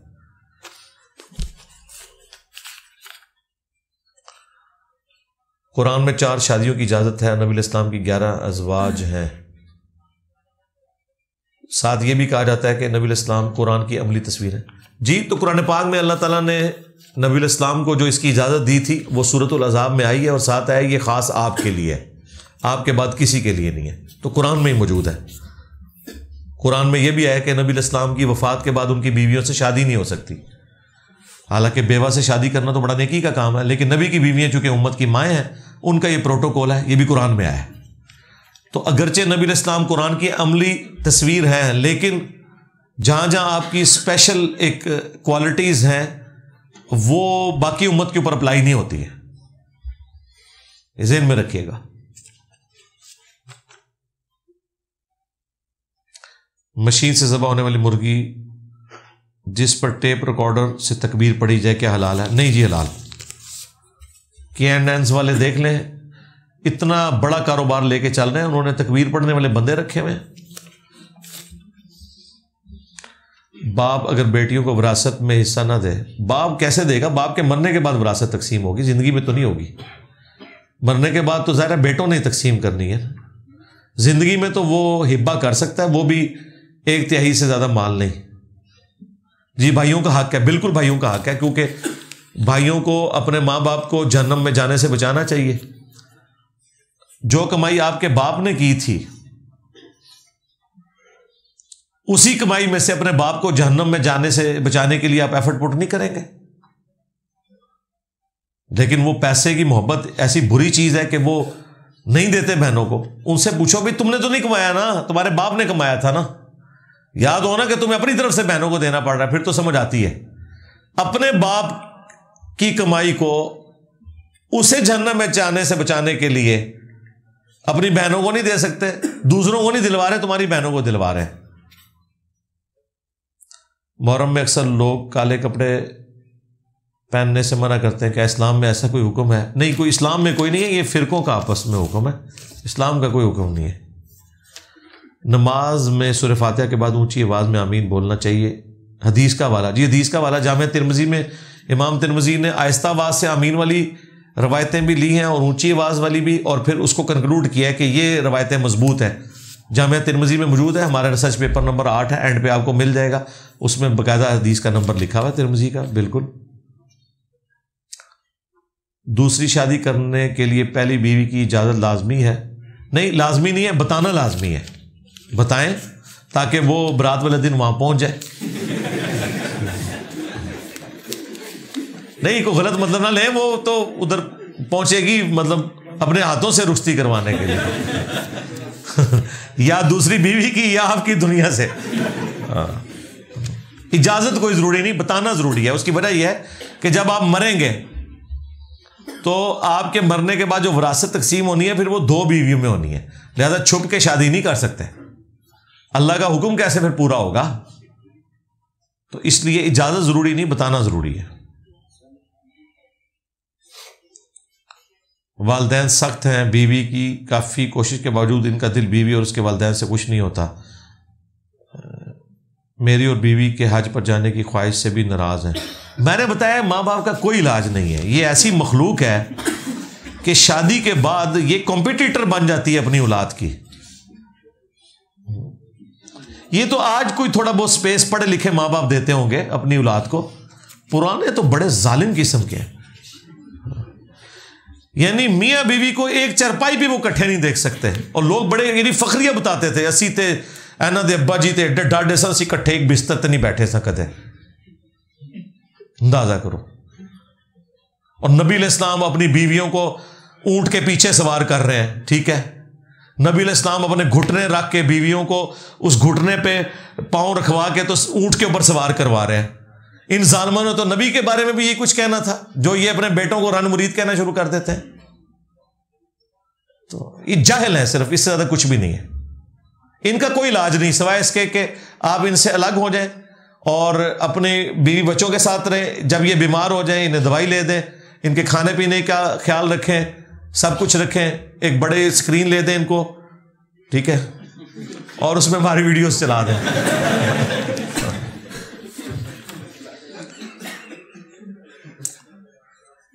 حضرت علی علیہ السلام کے علاوہ چھوٹے قد کا آدمی فتنہ ہے، حضرت عمر کے علاوہ لمبے قد کا آدمی کم عقل ہوتا ہے. کیا یہ حدیث ہے؟ کوئی حدیث نہیں ہے، کہانیاں ہی بنی ہوئی ہیں. امت مسلمہ کی موجودہ تمام نظام میں جہاد لکھا ہے، جوہد لکھا ہے. جتنی بھی کوشش کر رہے ہیں ان کے آپ کو کنسٹرکٹیو جو ہے کرنی چاہیے. جی کنسٹرکٹیو میں ہی تو کر رہا ہوں میرے بھائی. میرے سے پہلے کس نے کنسٹرکٹیو کیا ہے؟ دیکھیں آپ کے دماغ میں یہ چیز آئی ہے نا کہ انجینئر صاحب کنسٹرکٹیو کام کریں، تو پھر آپ کے سامنے کوئی ایک کسی بندے کا خاکہ ہوگا نا کہ یہ ہے ہمارے اعلیٰ حضرت جنہوں نے دیکھیں وابیوں کو سورہ سور اور کافر ڈکلیئر کیا. یہ کنسٹرکٹیو کام ہے جو آپ کو کرنا چاہیے. یہ ہے تھانوی صاحب جنہوں نے چشتی رسول اللہ اور تھانوی رسول اللہ کا دفاع کیا. انجینئر صاحب آپ یہ کام کریں. بتائیں ڈسٹرکٹیو کام وہ کر کے گئے، ہم ڈسٹرکٹیو جو ان کا کام ہے وہ ہائی لائٹ کرتے ہیں کہ انہوں نے بیڑا غرق کیا امت کا. اب آپ نے کیا کرنا ہے وہ ہم ہی تو بتا رہے ہیں آپ کو کہ آپ نے مرنے سے پہلے مسلمان کر لے اس پہ غور. کتابوں کا خدا اور ہے، بابوں کا خدا اور. اللہ کے فضل سے ہمارے اس پلیٹ فارم کے ساتھ جو بندہ اٹیچ ہوا ہے، میرے ساتھ نہیں پلیٹ فارم کے ساتھ، یعنی کہ اللہ کے نبی علیہ السلام کے ساتھ، انہوں نے اپنی توحید ٹھیک کر لی. آپ کے بزرگوں نے تو ان کو مرے ہوئے بابوں کو پکارنا سکھایا تھا، ہم نے ان کو توحید سکھائی. آپ کے بزرگ ان کو نماز نہیں سکھا سکے. نمازی کیا بننا تھا، انہوں نے نماز جو پڑھتے بھی تھے ان کو طریقہ نہیں بتایا، ہم نے یہ بتایا. آپ بتائیں آپ کے بزرگوں کا کوئی ایک گند جو ہمارے اندر موجود ہو اور ہماری کوئی ایک اچھائی جو آپ کے بزرگوں کے اندر موجود ہو ٹائم قیامت تک جائے کہ انجینئر صاحب آپ کی یہ جو اچھائی ہے نا جی، واہ واہ واہ انجینئر صاحب تسی چندہ بک نہیں رکھی. اعلیٰ حضرت نے بھی زندگی کدے چندہ نہیں سی لیا. کتنی بڑی بات ہے کہ آپ کے بزرگوں کا ایک گند جو ہمارے اندر موجود ہو. آپ کے بزرگ ایک دوسرے کو کافر کہتے تھے، میں کہتا ہوں یہ مسلمان ہے. آپ کے بزرگ کہتے تھے ایک دوسرے کے پیچھے نماز نہیں ہوتی، میں کہتا ہوں ساروں کے پیچھے نماز ہوتی ہے. اور ہماری ایک اچھائی ان کے اندر موجود ہو کہ آپ کہیں جی ہاں یہ آپ کی جو اچھائی ہے، وہ اچھائی وہ جس میں منفرد ہوں. اگر آپ کہنا آپ نے داڑھی رکھی ہے ساڈے بزرگاں دی بھی سی، وہ داڑھی سکھا نے بھی رکھی ہے، یہ بات نہیں ہو رہی. وہ اچھائی جس میں تفرد کا شکار ہوں اور وہ ان کے اندر موجود ہو، وہ ذرا دکھا دیں. تو اللہ کے فضل سے کنسٹرکٹیو کام یہیں سے ہو رہا ہے. اگر آپ کنسٹرکٹیو کام یہ کہتے ہیں تو پھر آپ بھی کنسٹرکٹیو کام نہیں کر رہے. قادیانیوں سے ہمارا کیا اختلاف ہے؟ ختم نبوت کے اوپر ہے نا. ان کا نام سن کے آپ کا خون کھولنا شروع کر دیتا ہے. تو چشتی رسول اللہ تھانوی رسول اللہ والوں کا نام سن کے آپ کو ان کی ہمدردی کیوں جاگ اٹھتی ہے؟ ادھر بھی آپ کا خون کھولنا چاہیے. اس کا مطلب ہے آپ دو نمبری آپ کے ختم نبوت کے عقیدے میں. تو ہمارا کام یہ ہے کہ ہم بابوں کو ایکسپوز کریں تاکہ لوگ کتابوں سے جڑیں. تو کتابوں سے جوڑنا کنسٹرکٹیو کام ہے یا بابوں سے جوڑنا؟ بتا دیں. ہاں ہمارے علاوہ کس نے کتابوں سے جوڑا ہے؟ آپ کہیں جی یہ دیکھیں جی ہماری تبلیغی جماعت ہے جو لوگوں کو قرآن و سنت سے جوڑ رہی ہے، وہ تو فضائل مال پکڑاتے ہیں. یہ ہماری جناب دعوت اسلامی ہے، اس نے لوگوں کو قرآن و سنت سے جوڑا ہے. انہوں نے تو اعلیٰ حضرت بریلوی سے جوڑا ہے. وہ کہتے ہیں ہماری آنکھیں اندھی ہیں، کان بہرے ہیں، کوئی بھی بات سننے کے لیے جو ہمارے بزرگوں کے خلاف ہو. یہ ہے جی انہوں نے کنسٹرکٹیو کام کیا. کنسٹرکٹیو کام یہیں سے ہوا اللہ کے فضل سے. I am ex Qadiani. My wife is Qadiani. Would she fall under اہل کتاب؟ بھائی بات یہ ہے کہ یہ مجھے نہیں پتا یہ آپ ٹھیک لکھ رہے ہیں یا کسی اور کسی مہم کے اوپر آپ نے ایک کوسچن لکھا ہے. آپ اس کو اسلام کی دعوت دیں انشاءاللہ تعالی. ہماری ویڈیوز دکھائیں، قادیانیوں کو مسلمان بنانے والا کلپ، انشاءاللہ وہ اسلام قبول کر لے گی انشاءاللہ تعالی. باقی طلاق دینے کی ضرورت نہیں ہے، آپ دعوت کا کام جاری رکھیں. کیا یو کے اور امریکہ میں کمائی کرنا جائز ہے جبکہ ہمارے ٹیکسوں کے پیسے سے ہی فلسطین پر ظلم ہو رہا ہے؟ کمائی تو آپ کر رہے ہیں، آپ اس لیے نہیں کر رہے کہ وہ آپ کے ٹیکسز کو وہاں یوز کریں، وہ ان کا وبال ان کے اوپر ہوگا. وہ تو ہمارے حکمرانوں نے بھی کن کاموں میں لگائے ہیں پیسے، اس کے بغیر چارہ نہیں ہے نا. وہ آپ کے اختیار میں نہیں، آپ کے اختیار میں جو چیز ہے اس کے بارے میں آپ سے پوچھا جائے گا. قبرستان کے پاس رہتا ہوں، اکثر دیکھنے کو ملا ہے کہ 2 سال بعد ابھی کچھ لوگوں کی میت خراب نہیں ہوتی، کفن بھی میلا نہیں ہوتا. کہ ایسے لوگ واقعی جنت میں ہوں گے؟ واللہ عالم جی، ہمیں نہیں پتا. اچھی بات ہے اگر ایسا ہوا ہے تو باقی جنت اور جہنم کا فیصلہ اللہ نے کرنا ہے جی. آخرت کا فیصلہ ہم نے نہیں کرنا. نبی الاسلام کے روزے پر درود پڑھتے ہیں تو امام علی اور اہل بیت کے روزے پر کیا پڑھیں؟ وہاں پہ بھی وہی آپ دعا پڑھیں گے نا جس طرح نبی الاسلام کی قبر پہ السلام علیکہ یا رسول اللہ، السلام علیکہ یا ابا بکر، السلام علیکہ یا عمر پڑھتے ہیں نا، اس طرح حضرت علی کے روزے پہ جا کے السلام علیکہ یا علی پڑھے، موجود ہے حدیث میں، وہ تو اسی کے اوپر آپ اس کو قیاس کریں گے۔ کیا فرینچ داڑھی جائز ہے؟ نہیں، فرینچ تو نہیں ٹھیک، داڑھی آپ پوری رکھیں، باقی اس کی لمبائی مٹھی رکھنی ہے تو بہت افضل ہے، اس سے چھوٹی رکھنے چاہیں تو رکھ سکتے ہیں، لیکن داڑھی پورے چہرے پہ ہونی چاہیے، کیونکہ داڑھ پہ اگنے والے بالوں کو داڑھی کہا جاتا ہے۔ رافضی اور ناسبی میں کیا فرق ہے؟ جی اس کے لیے کافی ساری ویڈیوز میری ریکارڈ ہیں، وہ آپ دیکھ لیں۔ نوحہ سننا جائز ہے اگر ماتم کا میوزک نہیں، نوحے کے اندر تو عموماً الفاظ نوحہ نہیں ہوتا، وہ تو بزرگوں کو مدد کے لیے پکارا ہوتا ہے۔ اگر شاعری ٹھیک ہو، وہ جب تک میں سنوں نا اس وقت تک بتا نہیں سکتا، زیادہ تر تو جو ہے گستاخانہ اور شرکی شاعری ہوتی ہے۔ 12 اماموں کی حیثیت اور دیوبندی اس کا انکار کیوں کرتے ہیں؟ کوئی نہیں انکار کرتے، دیوبندی کہاں سے انکار کرتے ہیں، مانتے ہیں۔ 12 اماموں سے مراد اگر آپ اہل بیت کے امام ہیں، مانتے ہیں۔ کیا سید لڑکی سے غیر سید نکاح کر سکتا ہے؟ جی ہو سکتا ہے جی۔ کرپٹو کرنسی حلال ہے کہ نہیں؟ پاکستان میں تو اجازت نہیں ہے، باہر آپ نے کرنا ہے ضرور کریں، کرنسی کے طور پہ ٹھیک ہے۔ اگر میں آخری رکعت میں امام کے پیچھے شامل ہوا ہوں تو جب میں سلام پھیر کے کھڑا ہوں گا تو کیا وہ میری پہلی رکعت ہوگی؟ اس میں ثنا پڑھنے، ثنا نہیں ہوگی، ثنا تو ہے دعائے استفتاح۔ پہلی رکعت آپ کی وہ ہے جو آپ نے امام کے ساتھ پڑھ لی ہے، اب یہ آپ کی یا دوسری ہوگی یا تیسری ہوگی، وہ تو ڈیپینڈ کرتا ہے آپ کس رکعت، تو ثنا وغیرہ نہیں پڑھنی، فاتحہ اور سورت پڑھیں گے۔ ثنا کا مطلب ہے جب نماز سٹارٹ کیا جائے تو اس کو کہتے ہیں دعائے استفتاح، نماز کو کھولنے والی۔ نماز تو آپ نے اس وقت کھولی تھی نا جب آپ نے اللہ اکبر کہہ کے امام کے ساتھ شامل ہوئے تھے۔ یہ پتہ نہیں کہاں سے ثنا انہوں نے نکال لی ہے۔ ثنا اس وقت ہوگی جب آپ پہلی رکعت میں شامل ہوئے ہیں، جب آپ دوسری رکعت میں شامل ہوئے ہیں اور اگر نماز میں قیام لمبا کرتا ہے امام تو ٹھیک ہے، آپ ثنا بھی پڑھیں، وہ آپ کی پہلی رکعت ہے، اور فاتحہ بھی پڑھیں، لیکن ثنا پڑھتے پڑھتے آپ کی فاتحہ بھی رہ جائے گی، تو بہتر یہ کہ آپ فاتحہ ہی پڑھیں۔ سر کے بال زیادہ سے زیادہ کتنے لمبے رکھ سکتے ہیں؟ یہ آپ کندھے سے نیچے نہیں رکھ سکتے، وہ عورتوں کے ساتھ مشابہت ہو جائے گی، اور عورتیں جو ہیں وہ کندھے سے اوپر نہیں کر سکتی، کندھوں سے نیچے انہوں نے رکھنے ہیں، مرد نے کندھے کے اوپر بال رکھنے ہیں۔ ان کو سنبھالنے کا طریقہ کیا ہے؟ انہیں یہ بھی دسنا ہے میں جی، شیمپو کا نام دسا؟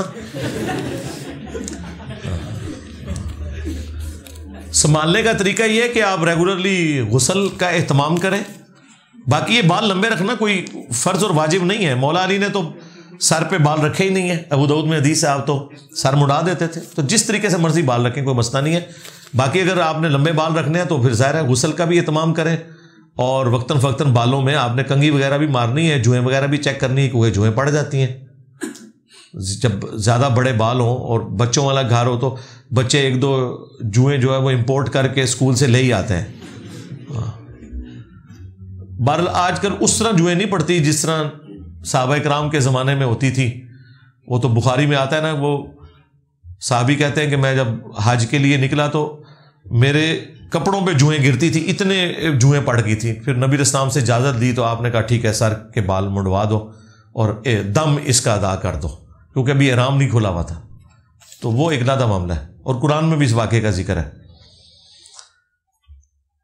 آسٹریلیا میں میرے غیر مسلم دوست سوال کرتے ہیں کہ عید الاضحیٰ کیسا تہوار ہے، مسلمان کیوں بے زبان جانوروں کو قتل کرتے ہیں؟ نہیں، بے زبان جانوروں کو قتل تو نہیں کر رہے، وہ کھانے کے لیے ہو رہا ہے۔ تو کیا آسٹریلیا کے لوگ جو ہے وہ ویجیٹیرین ہیں، وہ جانور نہیں کھاتے ہیں؟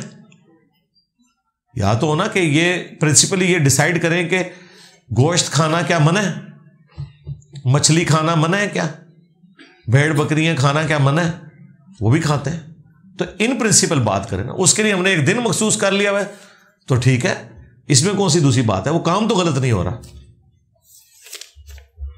یہ ساری چیزیں اللہ تعالیٰ نے انسان کے لیے بنائی ہیں۔ اب تو سائنس ہمیں بتا رہی ہے کہ جن پودوں کو آپ سمجھتے تھے نا ان میں جان نہیں، ان میں بھی جان موجود ہے، تو ٹھیک ہے پھر بھوکے مر جاؤ۔ جو بھی اچھا کام ہو ہم اللہ کا کہتے ہیں، اور جو بھی غلطی یہ گناہ ہو تو ہم شیطان پر ڈال دیتے ہیں۔ کس حد تک ہم شیطان کو بھی اللہ کے برابر نہیں کرتے تھے؟ نہیں، اللہ کے برابر نہیں کرتے، شیطان پہ نہیں، اپنے اوپر ڈالنا چاہیے۔ شیطان پہ کیوں ڈال رہے ہیں؟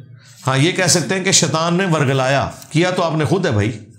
ہاں تو یہ اللہ تعالیٰ کے ساتھ انسان کی کمٹمنٹ یہی ہونی چاہیے کہ اچھائی کو اللہ کی طرف منسوب کرے اور برائی کو اپنی طرف، جو مسلم شریف میں حدیث قدسی ہے کہ جب کوئی بھلائی پہنچے تو اللہ کی طرف منسوب کرنا ہے، اور جو برائی پہنچے اس کو اپنے نفس کا وبال کہنا ہے۔ شیطان تو اس کے لیے ایک ایجنٹ کے طور پہ کر رہے تو آپ خود ہیں۔ اگر سگا بھائی زکوٰۃ کا مستحق ہو لیکن جوائنٹ فیملی میں رہتے ہوں سب، تو کیا زکوٰۃ دی جا سکتی ہے؟ جی دیں نا جی، اس کو آپ جوائنٹ فیملی میں جو آپ رہ رہے ہیں تو آپ اس کو پیسے دے دینا کسی بھی طریقے سے، یا آپ اس کے اوپر جو خرچہ کر رہے ہیں تو اس میں آپ نیت کر لیں جتنا حصہ، وہ اگر ایک جگہ چولہا ہے ہنڈیا ایک جگہ تو اس اعتبار سے آپ نیت کر لیں۔ وہ تو قرآن میں بھی آیا ہے کہ اگر کوئی شخص کسی یتیم کے مال کے اوپر سرپرست ہے تو وہ اس میں سے اتنا کھا سکتا ہے جو معروف طریقے کے مطابق ہے، کیونکہ ظاہر ہے وہ گارڈین ہے۔ ویسے تو یتیم کا مال کھانے والا جہنم کی آگ اپنے پیٹ میں بھر رہا ہے، لیکن اللہ تعالیٰ نے اجازت دی ہے کہ جو اس کا گارڈین ہے وہ یتیم کے مال میں سے اتنا لے سکتا ہے جتنی وہ ایفرٹ پٹ کر رہا ہے اس کے اوپر، ورنہ دنیا کا نظام نہیں نا اس طرح چل سکتا۔ تو ٹھیک ہے، وہ آپ خود اپنا حساب کر سکتے ہیں، بہن بھائیوں سے زیادہ زکوٰۃ کا کوئی حقدار نہیں ہے، انہی کو دیں۔ اگر اس زکوٰۃ کا پیسہ وہ گھر میں لگا دے تو کوئی مسئلہ نہیں، جی کوئی مسئلہ نہیں ہے۔ بخاری میں موجود ہے، نبی علیہ السلام کے پاس صدقے کا گوشت لایا گیا، ایک غریب عورت آئی، نبی علیہ السلام نے اسے گفٹ کر دیا۔ بخاری میں حدیث ہے نا کہ محمد اور آل محمد پہ صدقہ حرام ہے۔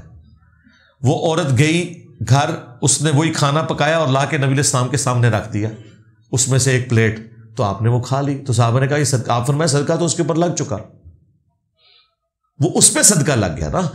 اس طرح تو پھر آپ کسی غریب کے گھر سے کچھ نہیں کھا سکتے کہ زکوٰۃ کے پیسوں پہ پل رہا ہے، زکوٰۃ اس پہ لگ گئی، اب وہ مالک ہو گیا، اب وہ چاہے کسی امیر کو کھلائے کسی غریب کو کھلائے، وہ زکوٰۃ میں سے نہیں کھلا رہا، وہ اس کا جو سورس آف انکم ہے اس میں سے کھلا رہا ہے، اور اس کا سورس آف انکم زکوٰۃ ہو سکتا ہے اگر غریب ہے تو نبی علیہ السلام نے پریکٹیکلی ایسا کیا ہے۔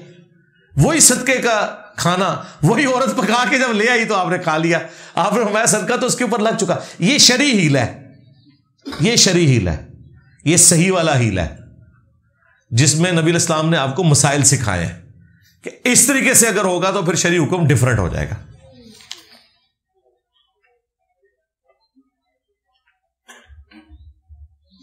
کائبر کی جگہ اسلامک بینک گولڈ ریٹ کے اوپر بینچ مارک بنا کر پروفٹ، یا نہیں وہ کیسے دے گا بھائی؟ بینچ مارک گولڈ ریٹ کے اوپر کیسے وہ دے گا؟ وہ کام کے آگے کیا کر رہا ہے یہ دیکھنا ہے بینک کو، اسلامک بینک ہی کو دیکھنا ہے آپ نے کہ اسلامک بینک جو ہے وہ کاروبار میں وہ لگا رہا ہے پیسے کے نہیں لگا رہا، یہ دیکھنا ہے۔ اور اس کے لیے اینول رپورٹ ان کی پڑھنی ہوگی آپ نے۔ تو جو پیور اسلامک بینک ہیں وہ کاروبار تو کر رہے ہیں، حلال کاروبار ہی ہے، اس کی انکم جائز ہوگی۔ باقی یہ جو گولڈ ریٹ کی آپ نے بات کی ہے، ظاہر ہے کہ یہ مسئلے تو ہم غریب ملکوں کے ہیں نا، پیسہ ڈی ویلیو ہو جاتا ہے، ادروائز اگر ڈالر میں یا پاؤنڈز کے اندر یہ سارے معاملات چل رہے ہوں تو وہ تو اس اعتبار سے ڈی ویلیو نہیں ہوتے۔ اس لیے اگر آپ نے کسی کو قرضہ دینا یا لینا ہے تو گولڈ کے ایکویلنٹ ہی دیا کرے۔ اب یہ تو بڑا ظلم ہے، ایک شخص نے اگر 2008-9 میں 35,000 روپے آپ سے قرض لیا اور 2024 میں وہ واپس کرنا چاہ رہا ہے، تو اس وقت تو 35,000 کا ایک تولہ سونا آتا تھا، اب آتا ہے 2 لاکھ اور 14-15,000 روپے تولہ، تو اب اس کو 35,000 نہیں 2,14,000 ہی واپس کرنا ہے۔ ہاں یہ ذہن میں رکھیے گا۔ پھر کہتے ہیں نہیں جی یہ تو سود ہو جائے گا، سود کتوں ہوئے گا؟ سود تو نہیں ہے، سود تو تب ہے جب وہ پیسے کے بدلے پیسہ لے، اس نے پیسے کے بدلے پیسہ نہیں لیا، پیسے کی وہ ویلیو لی ہے جو پیسہ آپ نے اس کو دیا تھا، یہ تو بڑا ظلم ہے۔ تو اس لیے جو پرانے قرض آپ نے اتارنے ہیں وہ آج کے ریٹ کے اوپر اتارنے ہیں۔ اس وقت وہ 35,000 روپے کی جتنی گندم خرید سکتا تھا، کیا آج بھی 35,000 کی اتنی گندم لے سکتا ہے؟ تو ایک لمحے کے لیے ذرا سپوز کریں اگر اس نے آپ کو 35,000 کی گندم 2008 میں آپ کو ادھار دی ہوتی 1000 کلو، سپوز آج آپ کہیں کہ نہیں جی میں 1000 کلو نہیں تو میں 40 کلو واپس کروں گا کیونکہ جو ہے نا اب 35,000 کی اتنی گندم آتی ہے، نہیں 1000 کلو گندم واپس کر دیں آج کے ریٹ کے اوپر جتنی بھی بنتی ہے، اس کا کیا لینا دینا؟ اس طرح دنیا میں نظام نہیں چل سکتا۔ لو جی تھوڑا پورا تھدا میں مکا چھڑا جی، الحمدللہ اور کوئی ایک پرچی ایسی نہیں ہے جو میرے پاس آئی ہو اور میں نے اسے پڑھ کے جواب نہ دیا ہو. البتہ جن چیزوں کو میں نے سکپ کر دیا یا مختصر جواب دیا تو وہ جو معاملہ ہے اس کے لیے آپ میری تفصیلی ویڈیوز دیکھ لیجئے گا. اللہم انی اسألک بانک انت اللہ لا الہ الا انت الاحد الصمد الذی لم یلد ولم یولد ولم یکن لہ کفوا احد وإلہکم الہ واحد لا الہ الا هو الرحمن الرحیم الف لام میم اللہ لا الہ الا هو الحی القیوم. اللہم صلی علی محمد وعلی آل محمد. اللہم ربنا آتنا فی الدنیا حسنہ وفی الآخرۃ حسنۃ وقنا عذاب النار. ربنا آتنا من لدنک رحمہ وہیئ لنا من امرنا رشدا. رب ارحمہما کما ربیانی صغیرا. ربنا هب لنا من ازواجنا وذرياتنا قرة اعين واجعلنا للمتقين اماما. اللهم اغفر لحينا وميتنا وشاهدنا وغائبنا وصغيرنا وكبيرنا وذكرنا وانثانا. اللهم من احييته منا فاحيه على الاسلام ومن توفيته منا فتوفه على الايمان. اے اللہ جن جن بھلائیوں کا سوال تیرے محبوب صلی اللہ علیہ وآلہ وسلم نے تجھ سے کیا، ہمارے حق میں، ہمارے ماں باپ کے حق میں، ہمارے بیوی بچوں کے حق میں، پوری امت کے حق میں قبول و منظور فرما. جن جن چیزوں کے شر سے تیرے محبوب علیہ السلام نے تیری پناہ طلب کی، تمام مسلمانوں کو ان چیزوں کے شر سے اپنی پناہ عطا فرما. بالخصوص فلسطین میں، چائنا میں، انڈیا میں، کشمیر میں، یمن میں، عراق میں، شام میں، افغانستان میں، پاکستان میں، جہاں کئی مسلمان کس پرسی کی زندگی گزار رہے ہیں، غیب سے ان کی عزت، آبرو، جان و مال کی حفاظت فرما. حاضرین کے دلوں میں جو جو نیک اور جائز دعائیں ہیں قبول فرما. حاضرین کے جو چھوٹے بڑے رشتہ دار فوت ہو چکے مغفرت فرما. جو زندہ ہیں انہیں موت سے پہلے قبر و آخرت کی تیاری کرنے کی توفیق عطا فرما.